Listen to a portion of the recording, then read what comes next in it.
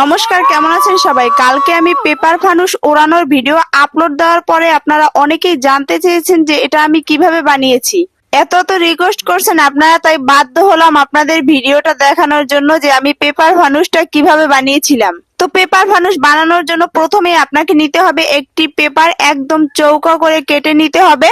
তারপর পেপারটা ভাঁজ করে চার কোণা সমানভাবে উঠাতে হবে এবং একটা পেপারের সাথে একটা পেপার ভাঁজ দিয়ে স্টেপলার দিয়ে আটকে দিতে হবে।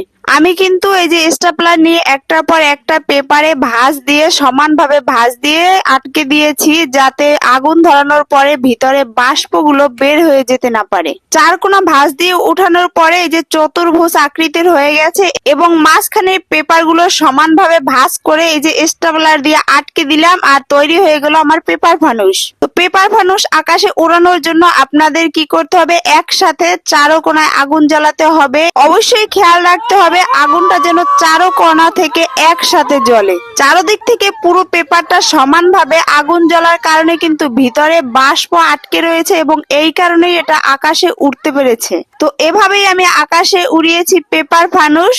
ধন্যবাদ, ভালো থাকবেন সবাই।